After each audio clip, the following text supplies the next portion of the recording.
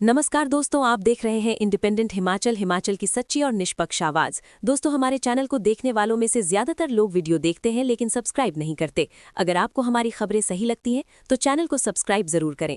Comment में बताइए कि आप हिमाचल के किस जिले से हमें देख रहे हैं। तो चलिए शुरू करते हैं आज की ताज़ा खबरें। लोक निर्माण मंत्री विक्रमादित्य सिंह ने कहा कि क्षतिग्रस्त सड़कों की मरम्मत के लिए 2 आधुनिक और प्रभावी तकनीकों cement grouted bituminous macadam (CGBM) और स्टेबलाइज्ड बेस लेयर तकनीक को परीक्षण के लिए चुना गया है। शुरुआत में इन तकनीकों का प्रयोग शोगी महली सड़क पर किया जा रहा है। चलिए बढ़ते हैं अगली अपडेट की तरफ। मुख्यमंत्री सुखविंदर सिंह सुक्खू ने कहा कि न्यूजीलैंड से आयात किए जाने वाले सेब पर आयात शुल्क घटाने से बागवानों के हितों पर विपरीत प्रभाव पड़ेगा। उन्होंने कहा कि वो इस विषय के सकारात्मक समाधान के लिए केंद्र सरकार के समक्ष मामला उठाएंगे। वो केंद्रीय वित्त मंत्री तथा केंद्रीय वाणिज्य मंत्री से भेंट कर प्रदेश के बागवानों के हितों के संरक्षण के लिए आवश्यक कदम उठाने के लिए आग्रह करेंगे। इस बैठक में बागवानों के प्रतिनिधियों ने विभिन्न विषयों पर विस्तार से चर्चा की। मंगलवार को शिमला में प्रदेश के बागवानों के प्रतिनिधियों और प्रगतिशील बागवानों के साथ आयोजित बैठक में सीएम ने कहा कि सेब उत्पादन प्रदेश की आर्थिकी का प्रमुख संसाधन है और इसका संरक्षण व संवर्धन प्रदेश सरकार की प्राथमिकता है।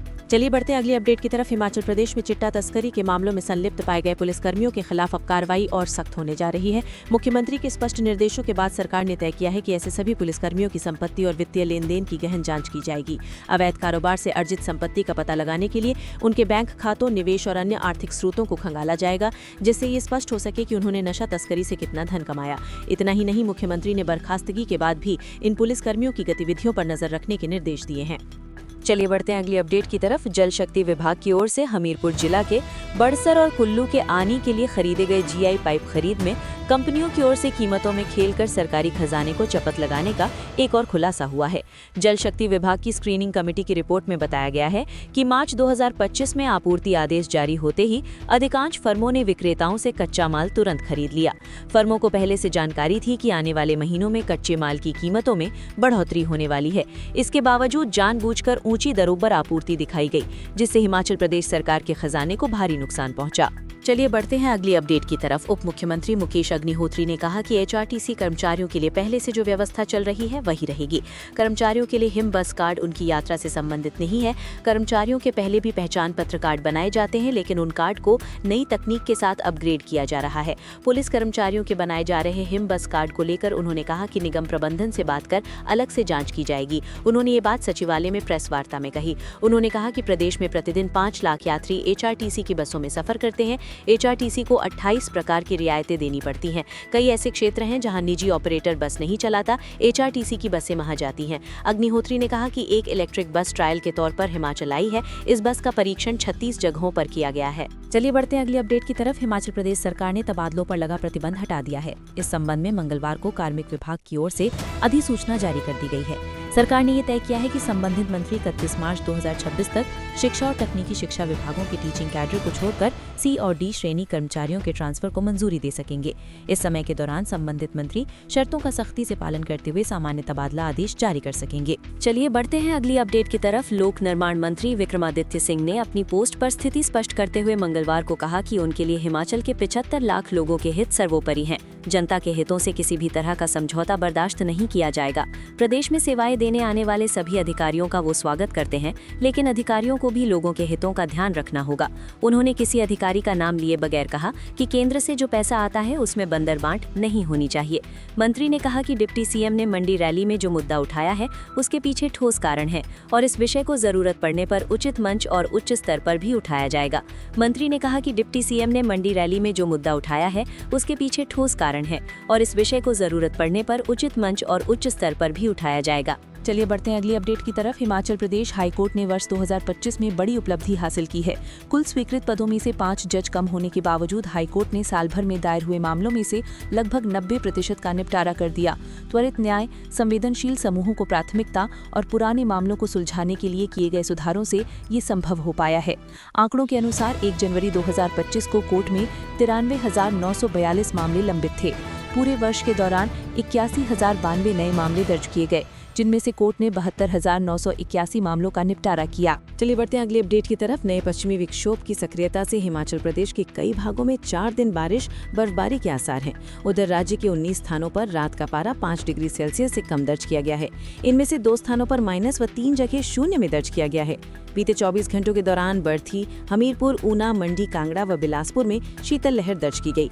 वहीं पांवटा साहिब में मध्यम कोहरा छाया रहा। आज राजधानी शिमला व आसपास भागों में धूप खिलने के साथ हल्के बादल छाए हुए हैं। चलिए बढ़ते हैं अगली अपडेट की तरफ। मुख्यमंत्री सुखविंदर सिंह सुक्खू ने कृषि विभाग को प्राकृतिक खेती कर रहे किसानों का पूरा डेटा 20 जनवरी 2026 तक हिम परिवार पोर्टल से जोड़ने के निर्देश दिए हैं।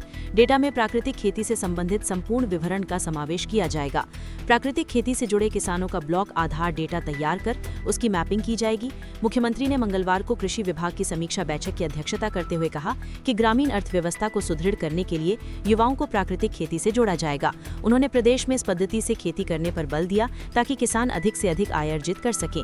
हम प्राकृतिक खेती आधारित व्यवस्था में क्रांतिकारी बदलाव लाना चाहते हैं। उन्होंने कहा कि वे प्राकृतिक खेती से जुड़े किसानों से इस माह हमीरपुर में आयोजित होने वाले सम्मेलन में संवाद करेंगे। चलिए बढ़ते हैं अगली अपडेट की तरफ। राज्यसभा सांसद हर्ष महाजन ने रक्षा मंत्री राजनाथ सिंह से भेंट की। इस अवसर पर हिमाचल प्रदेश में सीमा क्षेत्रों में चल रही बुनियादी ढांचा परियोजनाओं, विशेष रूप से बीआरओ से संबंधित सड़कों के निर्माण, मरम्मत एवं विस्तार कार्यों को लेकर विस्तृत चर्चा हुई। बैठक के दौरान सांसद ने प्रदेश के सीमावर्ती एवं दुर्गम क्षेत्रों में सड़क संपर्क बेहतर बनाने की आवश्यकता पर जोर दिया।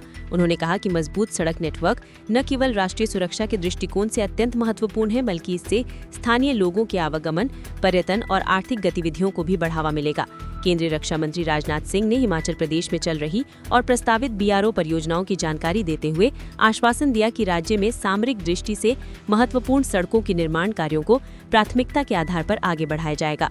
बैठक सकारात्मक माहौल में संपन्न हुई और भविष्य में भी इस विषय पर समन्वय बनाए रखने पर सहमति बनी। चलिए बढ़ते हैं अगली अपडेट की तरफ। आपके किसी परिजन या दोस्त का फोन आए और वो मदद के लिए आपसे पैसे मांगे तो सतर्क हो जाइए। मदद करने से पहले एक बार अपने फोन से खुद कॉल कर पड़ताल कर लीजिए। इन दिनों साइबर ठग एआई की मदद से वॉइस स्कैम कर रहे हैं। आवाज की नकल बनाकर फोन कॉल कर पैसों की मांग की जा रही है। पुलिस ने जनता को वॉइस स्कैम को लेकर सतर्क रहने की एडवाइजरी जारी की है। पुलिस के अनुसार साइबर ठग आर्टिफिशियल इंटेलिजेंस की मदद से लोगों की आवाज की नकल कर परिजनों, दोस्तों या अधिकारियों के नाम पर कॉल कर रहे हैं और आपात स्थिति का हवाला देकर पैसे मांग रहे हैं। पुलिस ने बताया कि इस तरह की ठगी में अपराधी पीड़ित को घबराने पर मजबूर करते हैं और तुरंत ऑनलाइन ट्रांसफर, यूपीआई या बैंक खाते में पैसे भेजने का दबाव बनाते हैं। चलिए बढ़ते हैं अगले अपडेट की तरफ। हिमाचल प्रदेश के पहाड़ी क्षेत्रों में कड़ाके की ठंड से बचने के लिए अधिकतर अंगीठी का प्रयोग होता है, लेकिन ये अंगीठी लोगों की जान भी ले रही है। प्रदेश भर में हर सर्दी में अंगीठी की गैस और आग लगने के दर्जनों मामले आते हैं। अर्की में हुआ अग्निकांड का प्रारंभिक कारण अंगीठी ही बताया जा रहा है। हालांकि इसकी जांच चल रही है। जानकारी के अनुसार हर सर्दी के मौसम में अंगीठी जलाकर बंद कमरों में सोने की घटनाएं सामने आती हैं, जिनमें दम घुटने से लोगों की मौत हो जाती है। इसमें अधिकतर मामलों में पीड़ितों को खतरे का एहसास तक नहीं होता और नींद में ही मौत के आगोश में चले जाते हैं। तो दोस्तों, यही थी आज की अहम खबरें। वीडियो अच्छी लगी तो लाइक और शेयर करें और इंडिपेंडेंट हिमाचल को सब्सक्राइब करना ना भूलें।